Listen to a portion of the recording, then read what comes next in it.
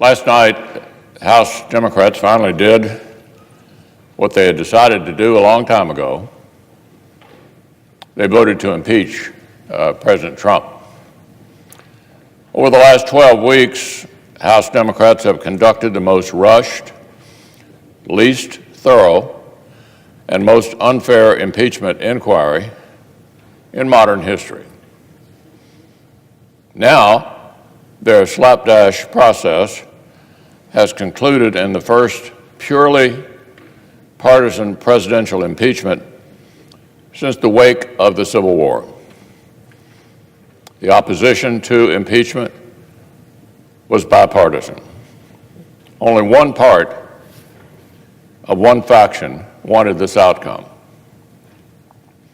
The House's conduct risks deeply damaging the institutions of American government. This particular House of Representatives has let its partisan rage at this particular president create a toxic new precedent that will echo well into the future. That's what I want to discuss right now. The historic degree to which House Democrats have failed to do their duty and what it will mean for the Senate to do ours. So let's start at the beginning. Let's start with the fact that Washington Democrats made up their minds to impeach President Trump since before he was even inaugurated. Here's a reporter in April of 2016. Donald Trump isn't even the Republican nominee yet, but impeachment is already on the lips of pundits, newspaper editorials, constitutional scholars, and even a few members of Congress. April 2016. On Inauguration Day, 2017, the headline in the Washington Post, "The campaign to impeach President Trump has begun." That was day one. In April 2017, 3 months into the presidency, a senior House Democrat said, "I'm going to fight every day until he's impeached." That was 3 months into the administration. In December 2017, 2 years ago, Congressman Jerry Nadler was openly campaigning to be the ranking member on the House Judiciary Committee, specifically because he was an expert on impeachment. That's the Nadler's campaign to be the top Democrat on judiciary. This week wasn't even the first time House Democrats have introduced articles of impeachment. It was actually the 7th time. They started less than 6 months after the president was sworn in. They tried to impeach President Trump for being impolite to the press, for being mean to professional athletes, for changing President Obama's policy on transgender people in the military. All of these things were high crimes and misdemeanors, according to Democrats. Now, this wasn't just a few people. Scores of Democrats voted to move forward with impeachment on 3 of those prior occasions. So let's be clear. The House's vote yesterday was not some neutral judgment that Democrats came to with great reluctance. It was the predetermined end of a partisan crusade that began before President Trump was even nominated, let alone sworn in. For the very first time in modern history, we've seen a political faction in Congress promise from the moment a president election ended, that they would find some way to overturn it. A few months ago, Democrats' 3-year-long impeachment in search of articles found its way to the subject of Ukraine. House Democrats embarked on the most rushed, least thorough, and most unfair impeachment inquiry in modern history. Chairman Schiff's inquiry was poisoned by partisanship from the outset. Its procedures and parameters were unfair in unprecedented ways. Democrats tried to make Chairman Schiff into a de facto special prosecutor, notwithstanding the fact that he is a partisan member of Congress who'd already engaged in strange and biased behavior. He scrapped precedent to cut the Republican minority out of the process. He denied President Trump the same sorts of procedural rights that houses of both parties had provided to past presidents of both parties. President Trump's counsel could not participate in Chairman Schiff's hearings, present evidence, or cross-examine witnesses. The House Judiciary Committee's crack at this was even more ahistorical. It was like the Speaker called up Chairman Nadler and ordered one impeachment. Rush delivery, please. The committee found no facts on its own, did nothing to verify the Schiff report. Their only witnesses were liberal law professors and congressional staffers. So, Mr. President, there's a reason the impeachment inquiry that led to President Nixon's resignation required about 14 months of hearings, 14 months, in addition to a special prosecutor's investigation. With President Clinton, the independent counsel's inquiry had been underway literally for years before the House Judiciary Committee actually dug in. Mountains of evidence, mountains of testimony from firsthand fact witnesses, serious legal battles to get what was necessary. This time around, House Democrats skipped all of that, spent just 12 weeks. 12 weeks. More than a year of hearings for Nixon, multiple years of investigation for Clinton, and they've impeached President Trump in 12 weeks. 12 weeks. So let's talk about what the House actually produced in those 12 weeks. House Democrats' rushed and rigged inquiry yielded 2 articles, 2 of impeachment.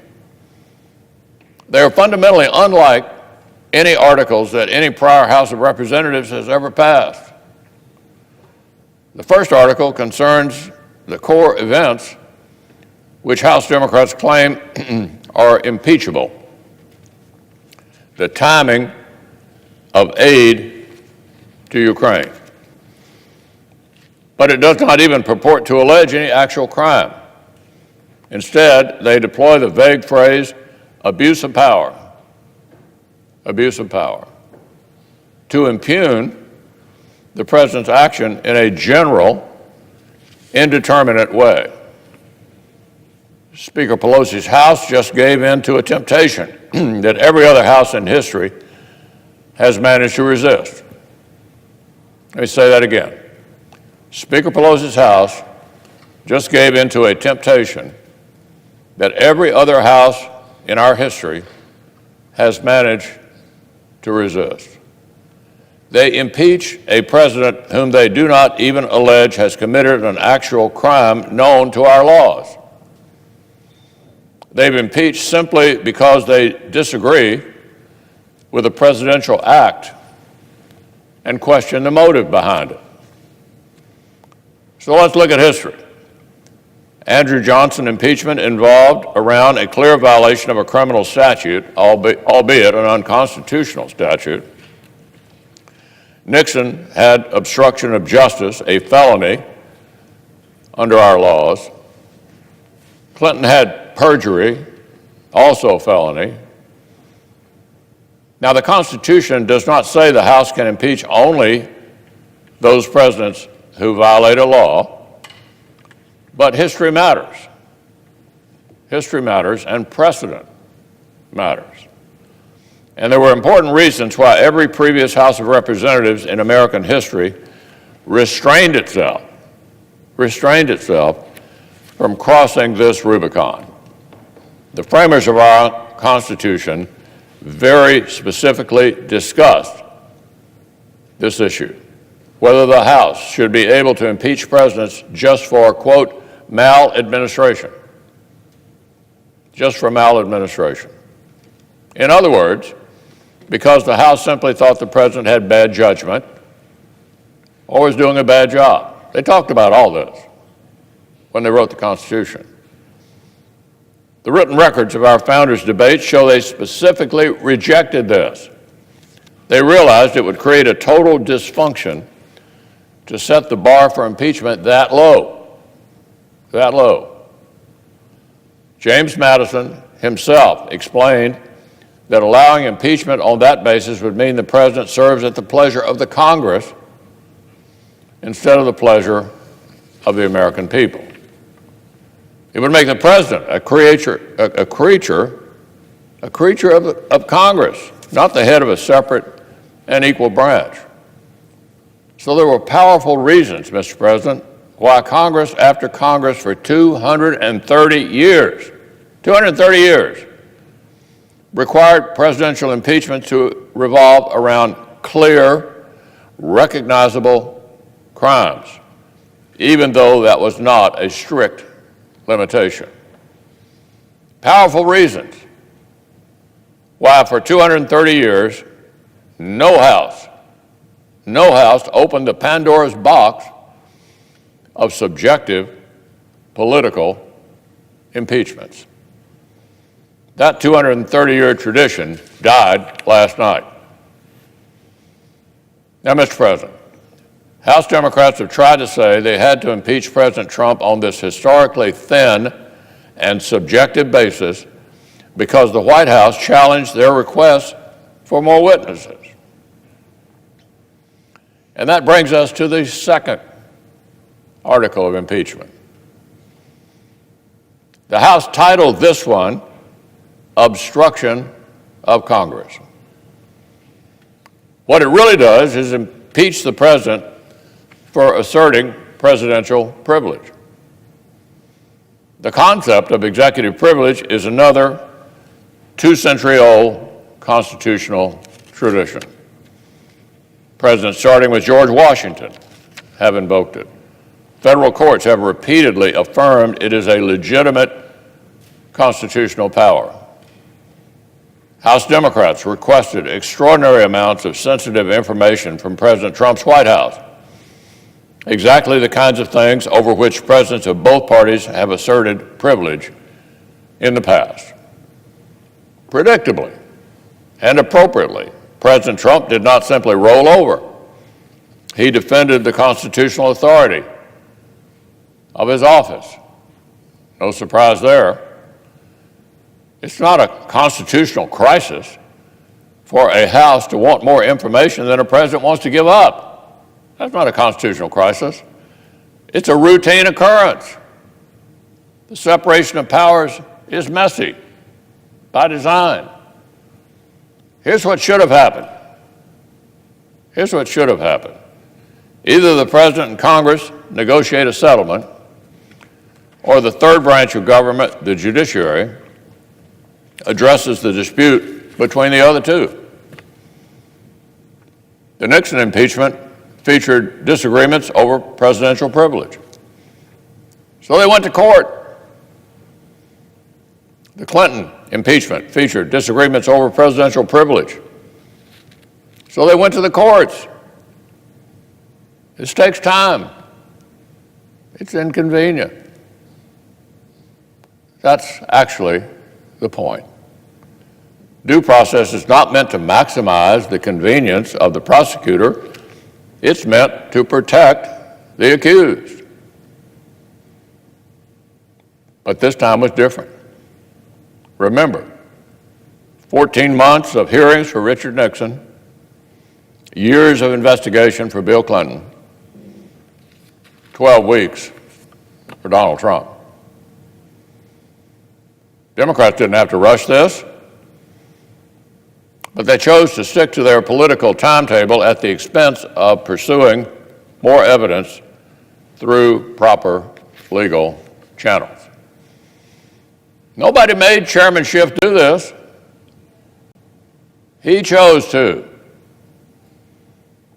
The Tuesday before last on live television, Adam Schiff explained to the entire country that if House Democrats had let the justice system follow its normal course, they might not have gotten to impeach the president in time for the election. My goodness. In Nixon, the courts were allowed to do their work. In Clinton, the courts were allowed to do their work. Only these House Democrats decided due process is too much work. They'd rather impeach with no proof. Well, Mr. President, they tried to cover for their own partisan impatience by pretending that the routine occurrence of a president exerting constitutional privilege is itself a second impeachable offense. The following is something that Adam Schiff literally said in early October. Here's what he said. Any action that forces us to litigate or to have to consider litigation will be considered further evidence of obstruction of justice. That's Adam Schiff. Here's what the chairman effectively said and what one of his committee members restated just this week. If the president asserts his constitutional rights, it's that much more evidence he's guilty. If the president asserts his constitutional rights, it's that much more evidence he's guilty. That kind of bullying is antithetical to American justice. So those are House Democrats' 2 articles of impeachment. That's all their rushed and rigged inquiry could generate. An act that the House does not even allege is criminal, and a nonsensical claim that exercising a legitimate presidential power is somehow an impeachable offense. Mr. President, this is by far the thinnest basis for any House-passed presidential impeachment in American history. The thinnest and the weakest, and nothing else even comes close. And candidly, I don't think I'm the only person around here who realizes that. Even before the House voted yesterday, Democrats had already started to signal uneasiness with its end product. Before the articles even passed, the Senate Democratic leader went on television to demand that this body redo House Democrats' homework for them, that the Senate should supplement Chairman Schiff's sloppy work so it is more persuasive than Chairman Schiff himself bothered to make it. Of course, every such demand simply confirms that House Democrats have rushed forward with a case that is much too weak. Back in June, Speaker Pelosi promised the House would build an ironclad case. Never mind that she was basically promising impeachment months before the Ukraine events, but that's a separate matter. She promised an ironclad case.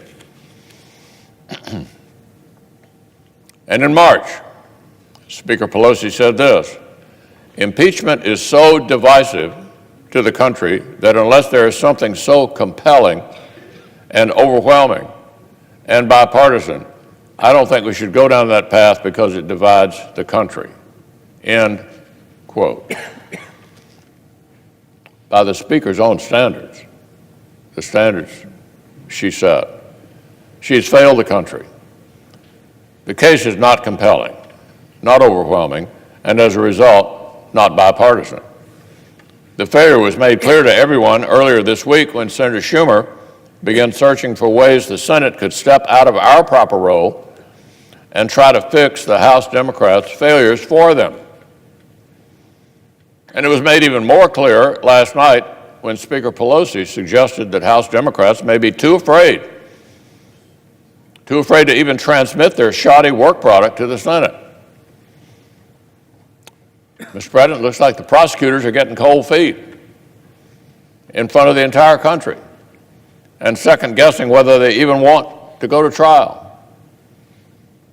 They said impeachment was so urgent that it could not even wait for due process, but now they're content to sit on their hands. This is really comical. Democrats' own actions concede that their allegations are unproven. The articles aren't just unproven, they're also constitutionally incoherent. Incoherent.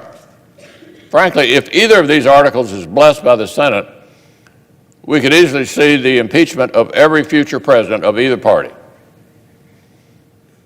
Let me say that again. If the Senate blesses this historically low bar, we will invite the impeachment of every future president. The House Democrats' allegations, as presented, are incompatible with our constitutional order. They are unlike anything that has ever been seen in 230 years of this republic. House Democrats want to create new rules for this president because they feel uniquely enraged. They feel uniquely enraged.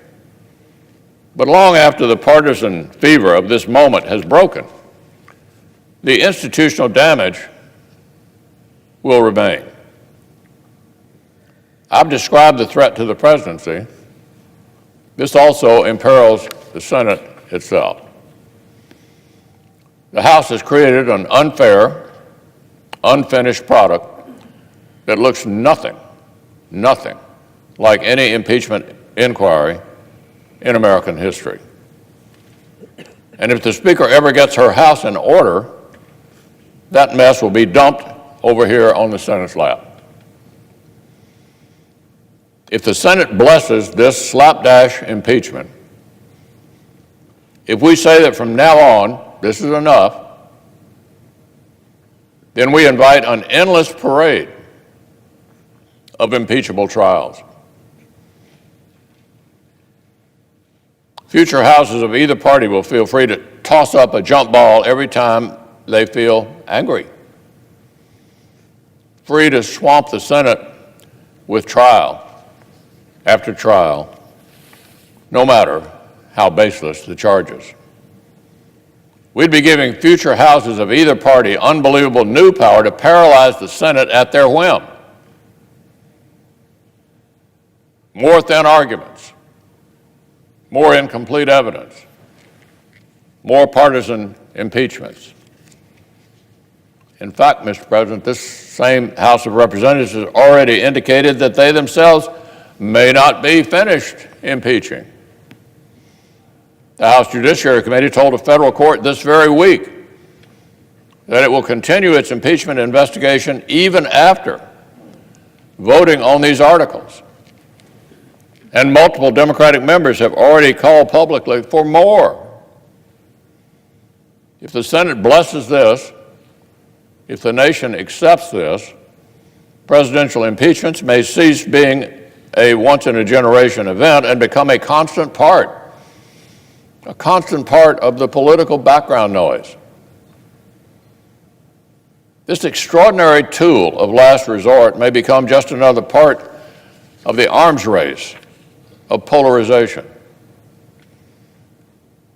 Real statesmen would have recognized, no matter their view of this president, that trying to remove him on this thin and partisan basis could unsettle the foundations of our republic.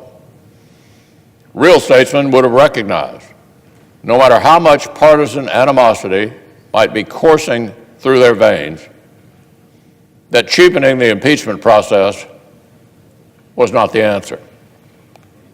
Historians will regard this as a great irony of our era, that so many who profess such concern for our norms and traditions themselves proved willing to trample our constitutional order to get their way. It is long past time for Washington to get a little perspective. President Trump is not the first president with a populist streak, not the first to make entrenched elites uncomfortable. He's certainly not the first president to speak bluntly, to mistrust the administrative state, or to rankle unelected bureaucrats. And heaven knows he's not the first president to assert the constitutional privileges of his office rather than roll over when Congress demands unlimited, sensitive information. None of these things, none of them, is unprecedented. I'll tell you what would be unprecedented. It will be an unprecedented constitutional crisis if the Senate literally hands the House of Representatives a new partisan vote of no confidence that the founders intentionally withheld, destroying the independence of the presidency. It will be unprecedented if we agree that any future House that dislikes any future president can rush through an unfair inquiry, skip the legal system, and paralyze the Senate with a trial.